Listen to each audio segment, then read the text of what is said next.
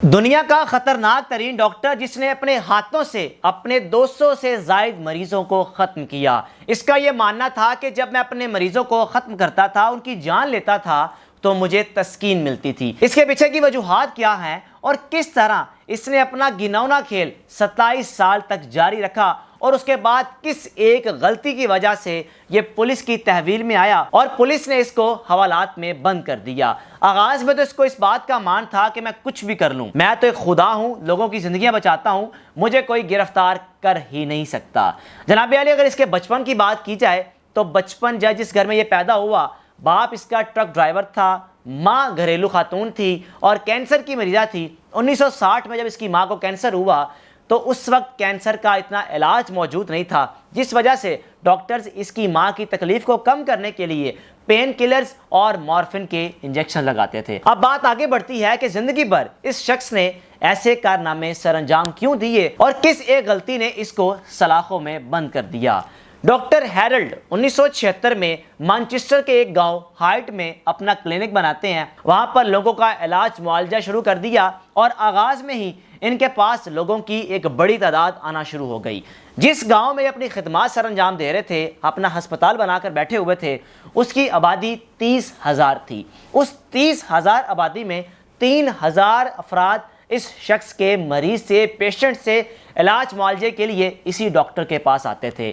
اس نے لوگوں میں اپنا اتنا اعتبار حاصل کر لیا کہ لوگ اگر کو اپنا گھر بار چھوڑ کر بھی جاتے تھے، اس ڈاکٹر کے حوالے کر کے جاتے تھے اور اس ڈاکٹر کا ٹارگٹ یہ ہوتا تھا کہ میں ان تنہا لوگوں کو ملوں جن کے بچے ان کے پاس اٹھتے نہیں ہیں، بیٹھتے نہیں ہیں، ملتے نہیں ہیں، یعنی کہ ایجڈ لوگ 70 پلس، 50 پلس، 60 پلس لوگوں سے اس کا ملن جلن زیادہ تھا اور ان لوگوں سے جا کر پوچھتا تھا اور ان کے مالی حالات کے بارے میں جانتا تھا، پراپرٹیز کے بارے میں جاننا کہ آپ کا کیا ہے، آپ کیا کاروبار کرتے ہیں۔ یعنی کہ پورے گاؤں میں اس نے لوگوں سے ایسا ملن جلن رکھا کہ ہر گھر کی کہانی اس کو معلوم تھی۔ اب ہوا کیا؟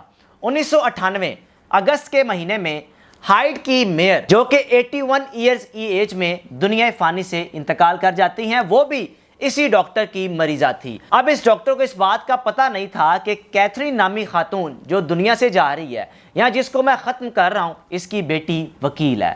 اب اس کی بیٹی کا دماغ کہاں سے چلا؟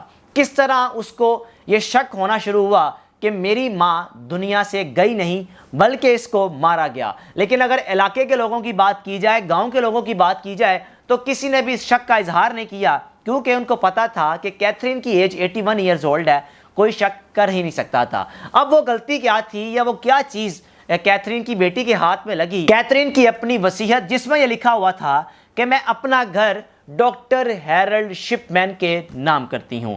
اب جب یہ ڈاکٹر کیتھرین کی بیٹی کے ہاتھ وصیت لگی، انہوں نے کہا، سوچا کہ میری ماں کے تو اس علاقے میں 2 گھر ہیں، اگر میری ماں نے اپنا یہ گھر ان کے نام کرنا ہی تھا تو دوسرے گھر کا ذکر کیوں نہیں کیا؟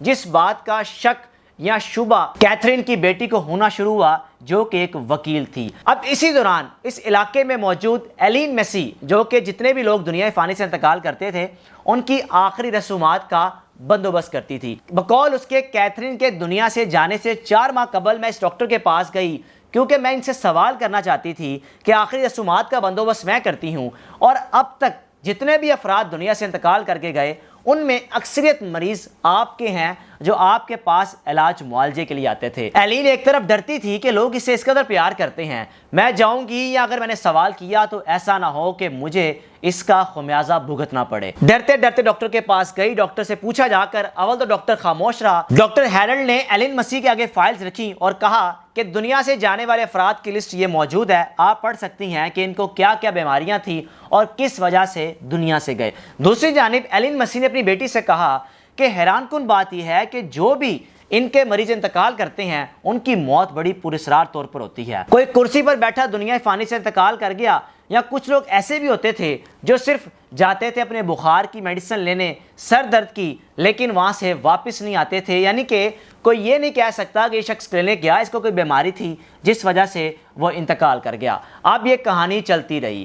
کیتھرین کی بیٹی وکیل نے فیصلہ کیا کہ میں اپنی ماں کو انصاف دلا کر رہوں گی، لیکن اس کے پاس پھر بھی ٹھوس شواہد یا ثبوت موجود نہیں تھے کہ میں کس طرح پولیس کو اس بات پر آمادہ کروں کہ میری ماں کی جان دی گئی۔ پولیس نے ڈاکٹر کو فی الحال گرفتار تو کر لیا اور یہی کہا کہ قتل کی انویسٹیگیشن کے لیے کیا گیا، اس میں کوئی ایسی خاص چیز نہیں ہے۔ اب اسی دوران جب علاقے کے گاؤں کے لوگوں کو اس بات کا پتہ چلا کہ ڈاکٹر کو گرفتار کر لیا گیا تو چند خاندان کے لوگ بھی پولیس اسٹیشن پہنچے اور کہا کہ ہمیں بھی اب شبہ اور شک ہونا شروع ہوا کہ ہمارے پیارے دنیا سے گئے نہیں بلکہ ان کو مارا گیا۔ کیتھرین کی بیٹی نے کیس دائر کیا اور اپنی ماں کا پوسٹ مارٹم کروانے کا فیصلہ کیا۔ پوسٹ مارٹم کے بعد جو رپورٹ سامنے آئی، رپورٹ میں یہ چیز مینشن تھی کہ کیتھرین کو مورفین کے انجیکشن زیادہ تعداد میں دے کر مار دیا گیا، یعنی کہ کسی قسم کی کوئی خاص بیماری نہیں تھی لیکن مورفین کے انجیکشن اس حد تک دیے گئے کہ وہ انتقال کر گئیں۔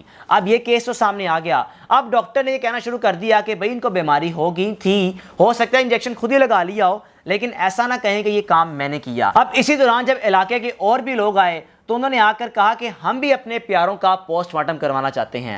مزید 3 ڈیڈ باڈیز کو نکالا گیا، ان کے پوسٹ مارٹم کیے گئے تو مورفین کے مہلک ان تمام باڈیز میں موجود تھے، جو اس بات کا واضح ثبوت تھا کہ ان کو بھی مورفین کے انجیکشن ایک بڑی تعداد میں دے کر مارا گیا۔ اگر ڈاکٹر ہیرلڈ کے ماضی کی بات کی جائے تو جب یہ میڈیکل کالج میں تعلیم حاصل کرتے تھے اس وقت ان کو پین کلرز کے انجیکشن لگانے کا ایک نشہ ہو چکا تھا۔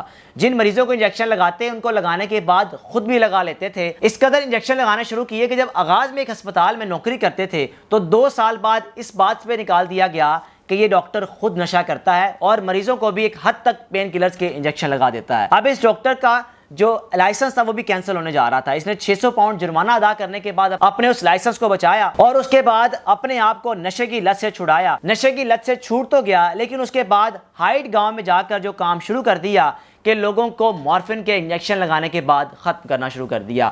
اب پولیس کو مزید اور ٹھوس ثبوت چاہیے تھے جس وجہ سے وہ ڈاکٹر ہیرلڈ کو گرفتار کر سکے۔ اب باری آئی ایک ٹائپ رائٹر کی، وہ ٹائپ رائٹر جس ٹائپ رائٹر سے کیتھرین نے اپنی وصیت لکھی ہوئی تھی۔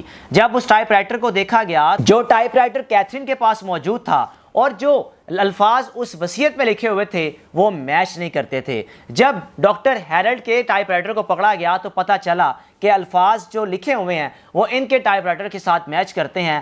پولیس کو اس بات کا ایک اور ثبوت مل گیا، یعنی کہ 2 سے 3 ثبوت پولیس کے ہاتھ لگ گئے۔ اس کے بعد مزید ٹھوس ثبوت کے لیے پولیس نے انویسٹیگیشن کرنے کا فیصلہ کیا۔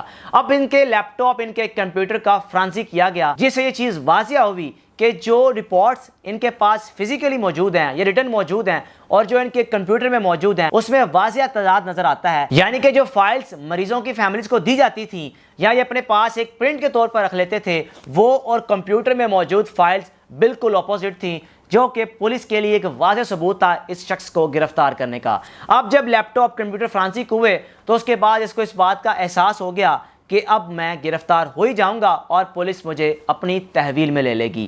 یہ شخص اتنا خطرناک تھا کہ جب 2004 میں اس کو 15 مرتبہ سزائے موت کی سزا سنا دی گئی، اس کے بعد پولیس کو ڈر تھا کہ جہاں پر اس کو حوالات میں رکھا جائے گا ایسا نہ ہو کہ وہ موجود مزید قیدیوں کو، ان کو کسی کو مسئلہ ہو یا کسی کو بیماری ہو تو یہ مورفین کے انجیکشنز منگوا کر ان کو بھی نہ ختم کر دے۔ وہی ہوا کہ 2 لوگوں کو جن کو شکایت ہوئی کہ ان کو زیادہ تعداد میں مورفینز یا پین کلرز کے انجیکشن لگائے گئے اور اس شخص نے اندر رہتے ہوئے ان انجیکشنز کو منگوایا اور ان کو دے دیا، ان 2 لوگوں کو آئی سی یو میں شفٹ کرنے کے بعد ان کی زندگی کو بچایا گیا۔ اب اس کہانی کے آخر میں یہ بتاؤں گا کہ اس شخص نے ایسا کیوں کیا۔ پولیس کے مطابق یہ بھی ہو سکتا ہے کہ جب اس کی ماں کو مورفین یا پین کلر کے انجیکشن لگائے جاتے تھے انہی چیزوں کو اس نے اپنے دماغ میں رکھا کہ میری ماں کا علاج موجود نہیں تھا، میں بھی ایسے ہی لوگوں کی زندگیاں ختم کروں گا۔ ایک انوکھا اور خوفناک ترین ڈاکٹر۔ اب اس کو حوالات میں بند کیا گیا تو 2004 میں اس نے اپنے آپ کو پھندا لگا لیا،